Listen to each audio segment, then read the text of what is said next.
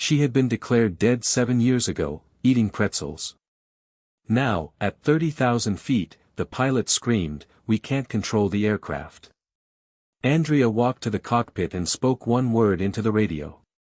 2 F-22 pilots froze completely, hearing her call sign, unable to speak for 11 long seconds. Before you watch full story, comment below from which country are you watching. Don't forget to subscribe for more amazing stories. It was a Tuesday, 2:47 p.m., when Flight 882 pushed back from the gate. Nobody on that plane knew who Andrea Collins really was. She looked like any other tired woman flying home. She wore a plain gray sweater, jeans, and old white sneakers. Her hair was tied back in a simple bun. She carried no jewelry, no watch, nothing that made her stand out. She was, in every visible way, forgettable. Airports are full of people like her, people whose faces blend into the crowd within seconds of passing. The woman at the check-in counter had barely looked at her. The flight attendant who checked her boarding pass did not make eye contact. To the world, Andrea Collins was simply a passenger. She took her window seat quietly and placed her worn paperback romance novel on her lap, bookmarked at page 178. Next to her sat Marcus, a heavy-set businessman already snoring before takeoff. Across the aisle sat a young mother with her son. Behind them, near the back, a flight attendant named Emma moved through the cabin, checking seatbelts and tray tables. In the cockpit, Captain Reyes and First Officer Kim ran through their pre-flight checklist, unaware that anything about this flight would be different from the thousands they had flown before. Nobody suspected that the quiet woman in 14C had once flown 380 combat missions. Nobody knew she had commanded aircraft far more advanced than the one she now sat inside as a passenger. Nobody knew that 7 years ago, the United States military had buried an empty coffin under her name, because Andrea Collins was supposed to have died in a classified mission gone wrong over hostile territory. She had been ambushed, her aircraft destroyed, her body never recovered.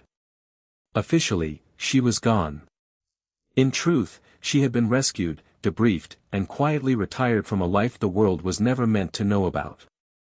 The ambush had happened fast, faster than anyone could have prepared for. Enemy fire had come from a position that should not have existed, tearing through her aircraft systems within seconds. She remembered the smoke filling the cockpit, the alarms screaming, the ground rushing up too quickly. She remembered ejecting into hostile territory, hiding for 3 days without food, and being found half-conscious by a small rescue team who had been told, quietly, to bring her home and tell no one she had ever been found. The military filed her death as classified and final. A small funeral was held with an empty casket. Her old commanding officers signed papers they were never allowed to speak about again. And Andrea Collins, the pilot with call sign Reaper, simply stopped existing. She had built a new name, a new house in Portland, a small dog named Charlie, and a habit of reading romance novels on quiet flights home from visiting her sister. She had left that old life behind, or so she believed. The flight took off smoothly. For the first 90 minutes, everything felt normal. The seatbelt sign switched off with a soft chime, and passengers stretched, opened laptops, or leaned their seats back.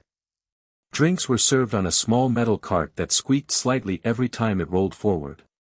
The boy across the aisle watched cartoons on his tablet, his small headphones too big for his head. Marcus kept snoring, his mouth slightly open, a half-finished magazine resting on his stomach. Andrea read her book, lost in a story far simpler than the one she used to live.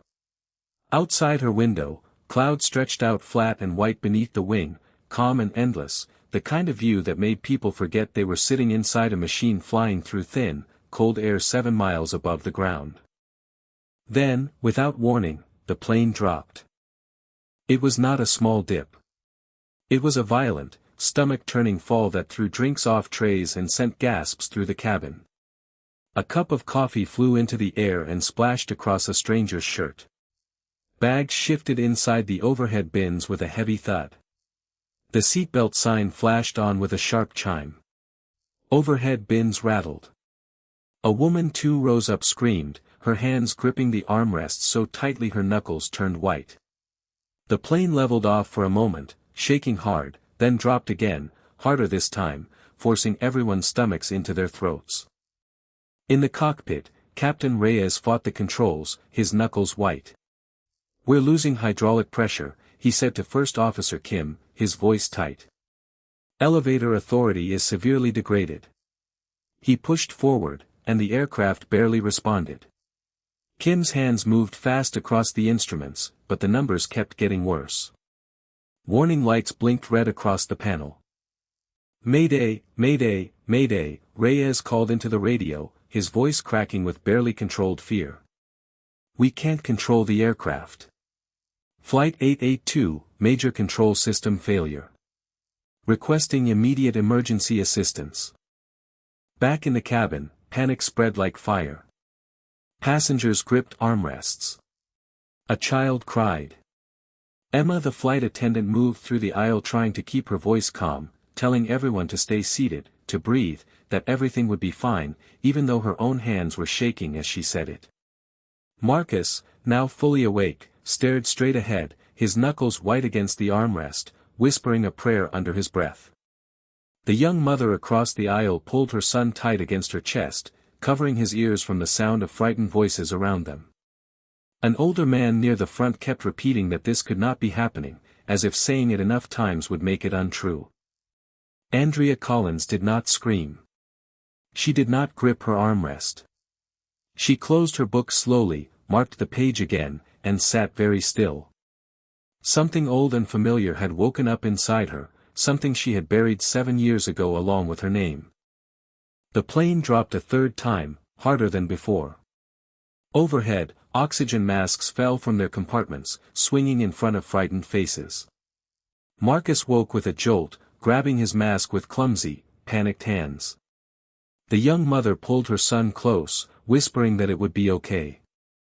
On the ground, air traffic control scrambled. A commercial airliner was reporting a catastrophic loss of control at 30,000 feet, and there was nothing normal air traffic procedures could do fast enough. Within minutes, 2 F-22 Raptor fighter jets were scrambled from a nearby air base to intercept and assist however they could, though everyone knew a fighter jet cannot fix a broken airliner. All they could do was fly alongside, relay information, and prepare for the worst. Back in the cockpit, sweat dripped down Captain Reyes's forehead. 70% reduction in control input response, he said grimly. "I don't know how much longer I can hold her level." That was when the cockpit door opened. Emma stood frozen for a moment, staring at the woman from seat 14C standing calmly in the aisle, asking in a low, steady voice to speak with the captain. Something about the way she said it made Emma step aside without argument. Andrea walked into the cockpit like she had done it 1,000 times before, because she had. "Captain," she said calmly, "I need you to listen to me very carefully. I have experience with exactly this kind of failure." Reyes glanced at her, disbelief and desperation fighting across his face. "Ma'am, I need you to return to your seat, this is." "I flew for the military for over a decade," Andrea interrupted, her voice steady as stone. "Combat aircraft. Emergency procedures. I know what differential thrust can do for you right now, and I know your instrument panel probably shows more options than you're currently using." Kim turned, stunned. "How do you know about differential thrust control on a plane like this?" Andrea did not answer directly. She simply pointed to a set of controls Reyes had not touched. "Try adjusting engine power independently, left engine slightly higher than right. It will help stabilize your pitch even with degraded elevator control. Trust me." There was no time to argue. Reyes, out of options, followed her instructions. The plane, which had been fighting him for control, steadied slightly. Not fixed, but steadier. Enough to breathe. Outside, the 2 F-22 pilots pulled up alongside the shaking airliner, one on each side, close enough to see it trembling in the sky. Their job was to observe, report, and offer any guidance possible. Over the radio, one of the fighter pilots spoke to the cockpit. Flight 882, this is Raptor 1. We see your aircraft is unstable but you're holding altitude. Can you confirm who is assisting your captain? We heard a new voice on comms. Reyes, hands still full with the controls, glanced at Andrea. She hesitated only a moment before answering into the radio herself. This is a passenger assisting the flight crew, she said. I have prior flight experience. The Raptor pilot's voice came back, curious. Copy that. Ma'am, can you confirm your background? We want to understand what guidance you're providing so we can relay it properly to ground control. Andrea paused. 7 years of silence stood behind that pause. 7 years of a life built specifically so this moment would never happen. But the plane was still shaking, the passengers were still scared, and somewhere deep inside her, the old instinct refused to stay quiet.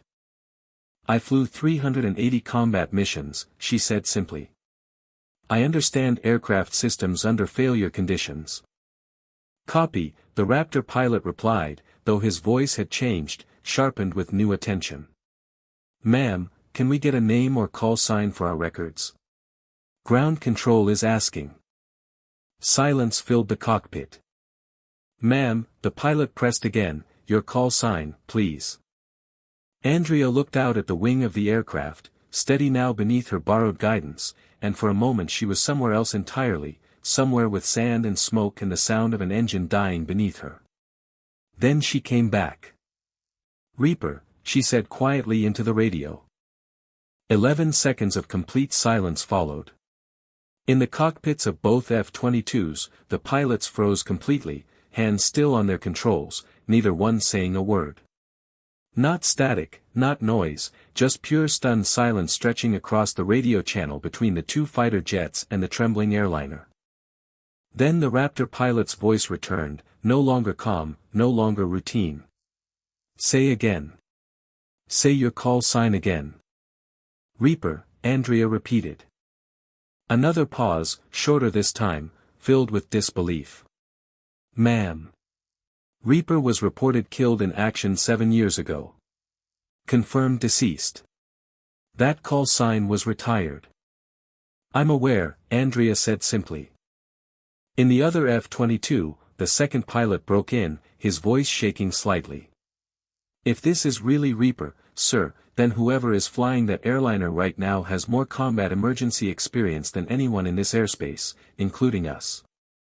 Back in the cabin, passengers had no idea what was happening in the cockpit, only that the violent shaking had softened into something more manageable.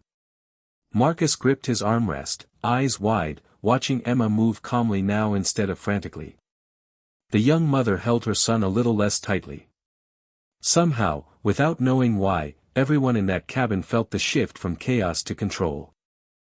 In the cockpit, Reyes glanced sideways at Andrea, questions clearly burning behind his eyes, but there was no time for them now. The engines are responding, he said. We're stabilizing. I think we can make an approach. Then let's bring this plane down safely, Andrea said. One step at a time. The descent began. 10,000 feet, and the aircraft trembled but held its new balance.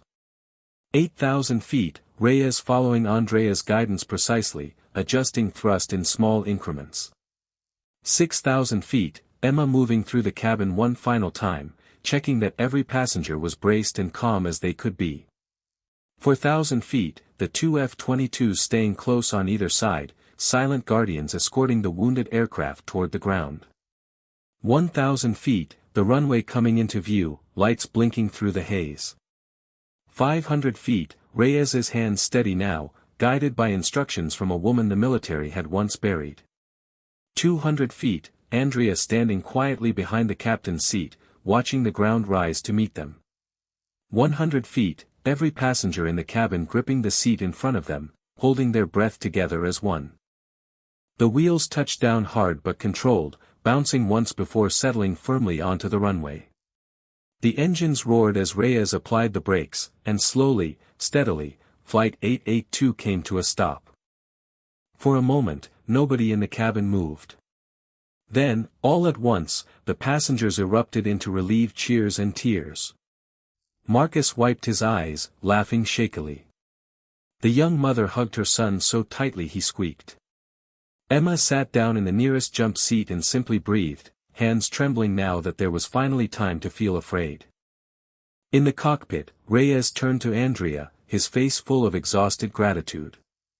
"I don't know who you really are," he said, "but you saved this flight."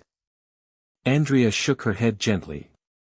"You saved this flight, Captain. I just reminded you of some options you already had.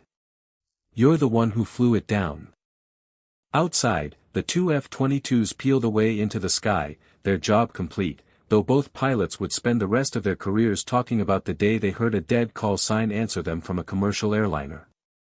News of the incident spread quickly, though most reports never learned Andrea's real name. She made sure of that. When reporters gathered outside the airport, she slipped out a side entrance, blending once again into the crowd of ordinary people, invisible the way she had trained herself to be. Aviation channels online replayed the recorded radio call again and again, arguing over who Reaper really was, some claiming it was a hoax, others swearing they had heard the name before in stories that were never supposed to be told. The military never confirmed anything publicly. Officially, Reaper was still dead. Weeks later, sitting in her small house in Portland with Charlie the dog curled beside her, a reporter who had somehow tracked her down asked for an interview. Andrea agreed to answer only a few questions, and only once, on the condition that her real name and her town would never be printed. "Do you consider yourself a hero?" the reporter asked, notebook resting on her knee. Andrea considered the question for a long moment, watching Charlie's tail thump softly against the floor. "No," she said finally. "I was one part of what happened that day, not the whole story. The real credit belongs to the captain who kept flying under impossible pressure, to the crew who kept people calm, and to the passengers who trusted strangers to bring them home safely. I just happened to remember something useful." "But you gave up a life you built for 7 years, just by saying one word into a radio," the reporter pressed gently. "Did you regret it, even for a second?" Andrea shook her head. "Not for a second. A plane full of people needed help. My name didn't matter in that moment. Only the outcome did." The reporter asked one final question. "Will you ever fly again? Not as a passenger, I mean." Andrea smiled faintly, glancing toward the window where Charlie now sat watching birds outside. "I think some call signs never really die," she said quietly. "They just wait." She was, in her own quiet way, a woman who had thought her life was fully settled, only to find out it was not quite done with her yet. She picked her romance novel back up that evening, opening it once again to page 178, the same page she had marked the moment her old life had reached out to find her. She read a few more pages, closed the book, and let the quiet of her ordinary life settle back around her, at least for now.